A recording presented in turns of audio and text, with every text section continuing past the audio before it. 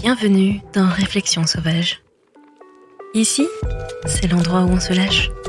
On parle de ce qui nous fait vibrer et surtout, on dit les choses comme elles sont. Je suis Andy et ensemble, on va explorer la vie sans filtre, les relations, le self-love et toutes ces petites réflexions qui nous rendent plus fortes. Installe-toi confortablement, prends un café, un thé ou un verre de vin et prépare-toi à des discussions 100% vraies, pleines de rire et de réflexion. Allez, c'est parti. Réflexions sauvages, let's go.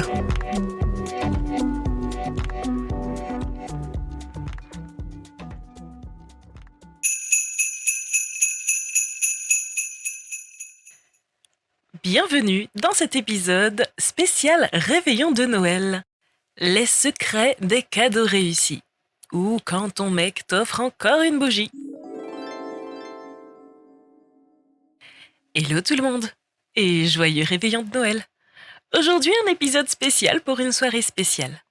On va parler des cadeaux. Et pas n'importe lesquels. Les cadeaux ratés, les incompréhensions et surtout comment éviter le fameux « encore une bougie ?» On va parler de tous ces sujets. Les différences dans les choix de cadeaux et les petites mésaventures qui en résultent.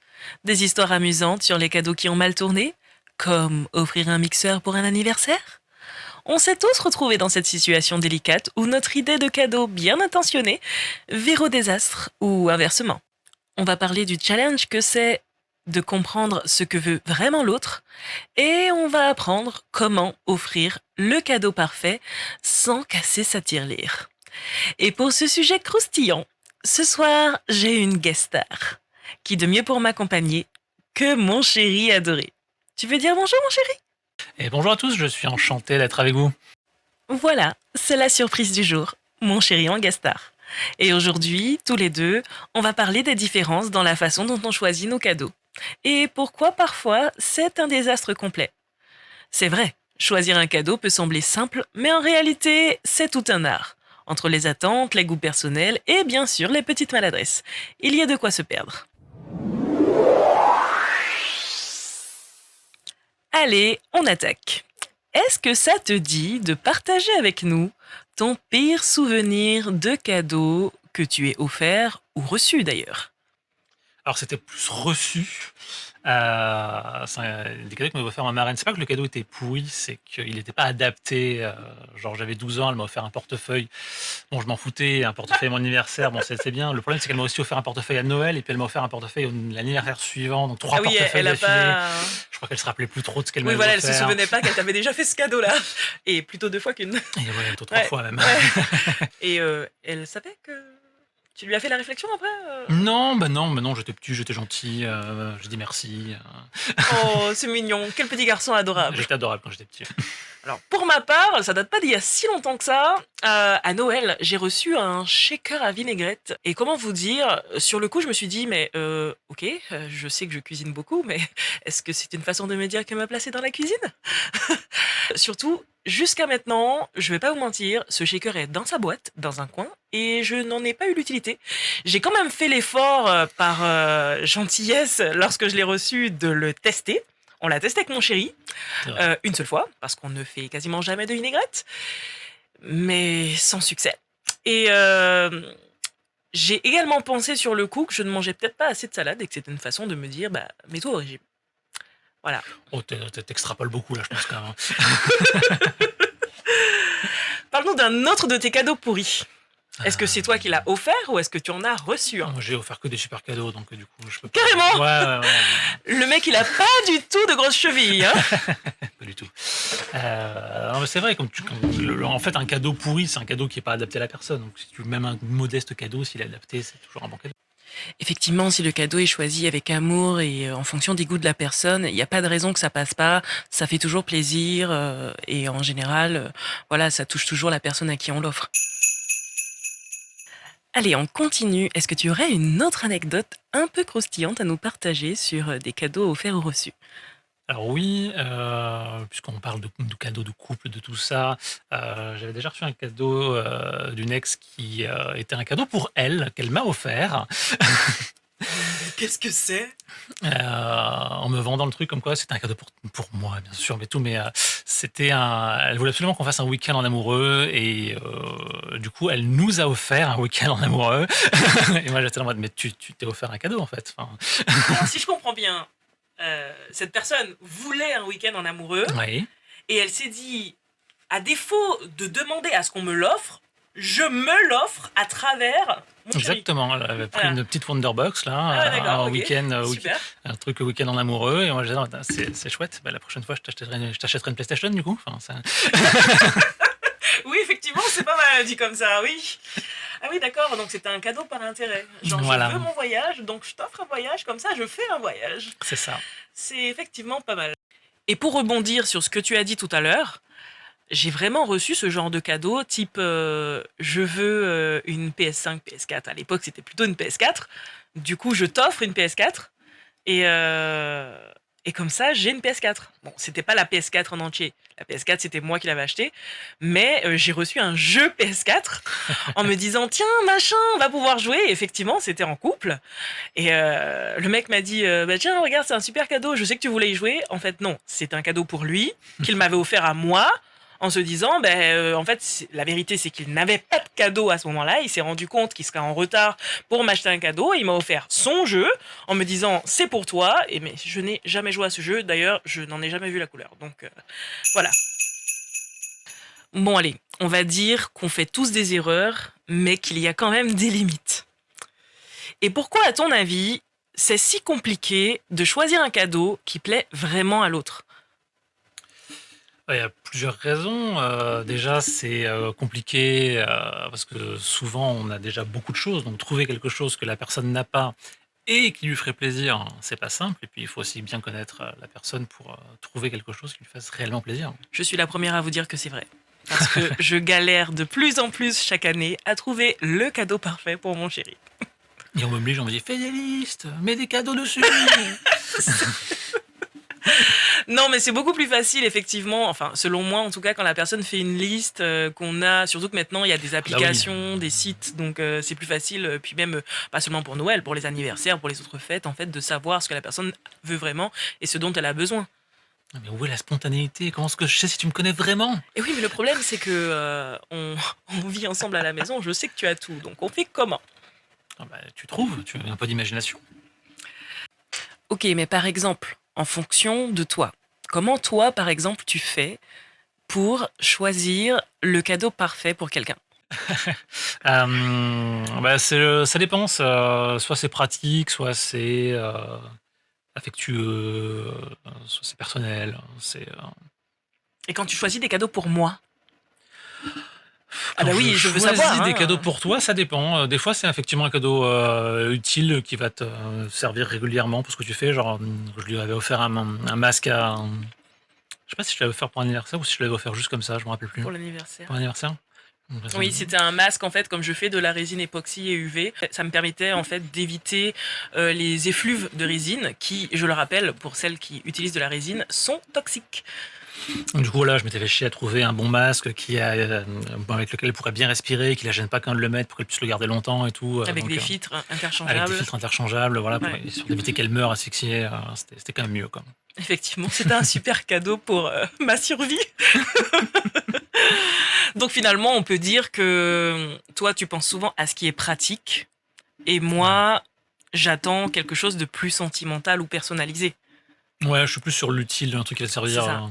Alors que moi, je suis souvent effectivement dans l'émotion. Moi, je me dis, j'offre pas seulement un cadeau parce qu'il est pratique et utile. J'offre un cadeau parce que quand je le vois, je pense à l'émotion de la personne. Je pense au fait que dans quelques années, quand elle regardera ce cadeau, elle sourira. Voilà, en fait, c'est pas forcément quelque chose de pratique, mais c'est quelque chose qui, en gros, pour dire ça pas trop niaisement, qui apporte du bonheur à cette personne, qui la rend heureuse sur le moment. Carrément. Voilà. Et en vrai, vous savez quoi? Les cadeaux, c'est pas une question de prix ou de perfection. En vrai, c'est le geste qui compte. C'est l'attention, le fait de l'avoir choisi avec soin, avec amour, tout en pensant à la personne à laquelle on allait l'offrir.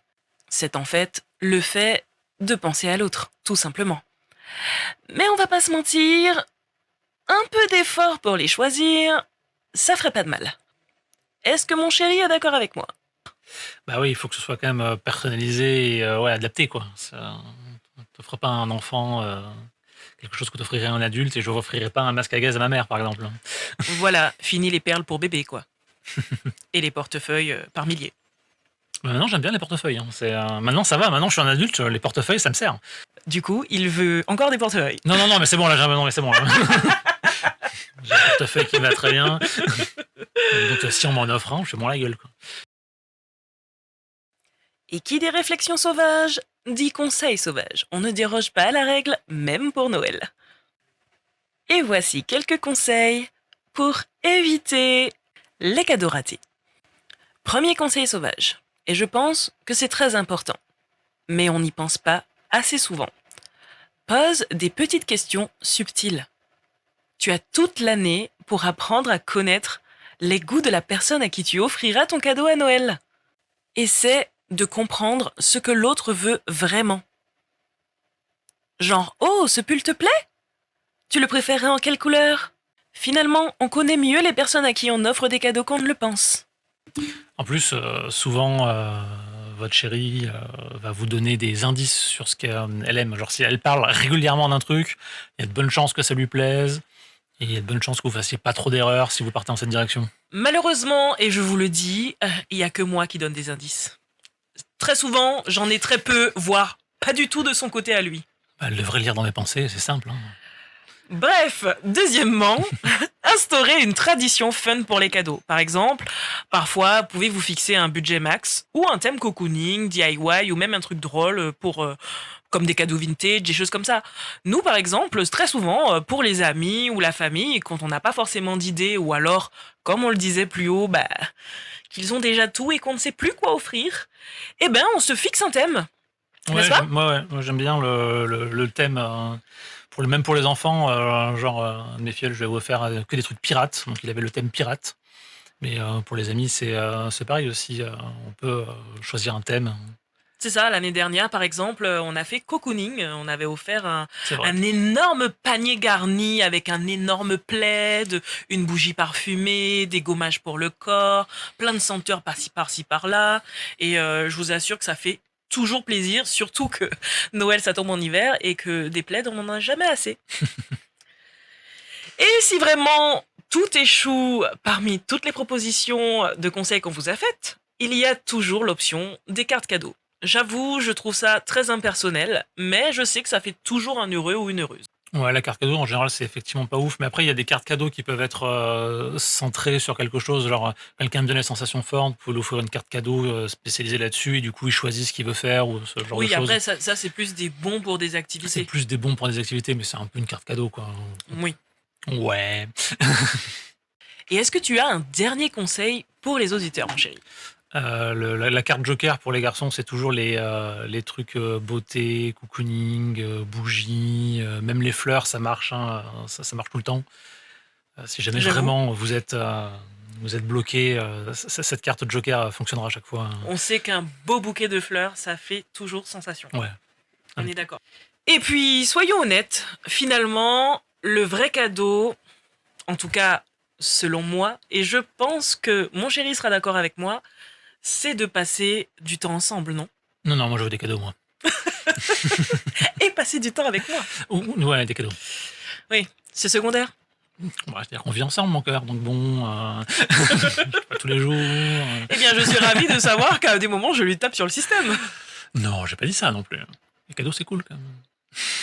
Ok, je suis d'accord. Moi aussi, j'adore les cadeaux et je suis pour respecter cette tradition d'offrir des cadeaux. D'ailleurs, j'ai jamais été d'accord quand je suis devenue grande. Je me rappelle, on donnait de l'argent aux grands et des cadeaux aux petits. Alors moi, je suis pas d'accord. Hein, je veux pas des sous dans une enveloppe. Je préfère avoir un vrai cadeau choisi avec le cœur. Et franchement, moi, je suis plutôt du genre, même si ça ne me plaît pas forcément, ça me fera toujours plaisir parce que je sais que la personne l'a choisi en pensant à moi. Voilà.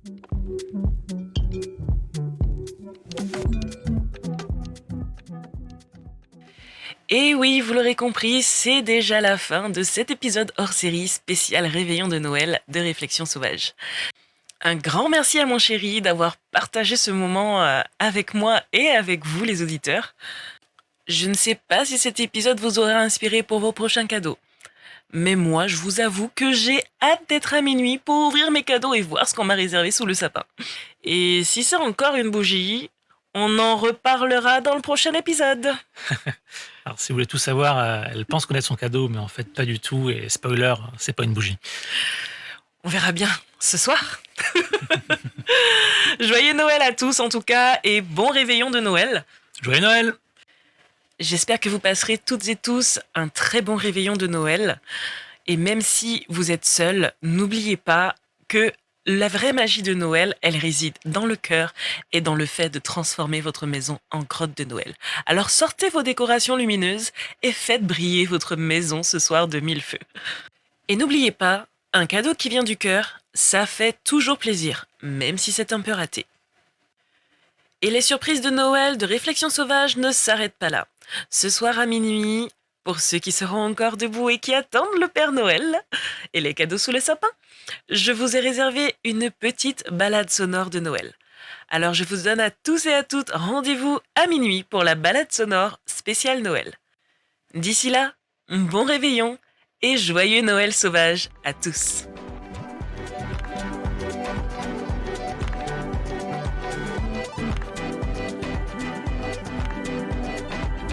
Et voilà, c'est tout pour cet épisode de Réflexions sauvages. J'espère que ça t'a fait sourire, réfléchir et peut-être même un peu bousculer. Si tu as aimé, n'hésite pas à partager avec une amie, laisser un petit avis ou tout simplement en parler autour de toi. On se retrouve très vite pour une nouvelle dose de réflexion, de rire et d'authenticité. D'ici là, n'oublie pas, reste sauvage, reste vrai et surtout prends soin de toi.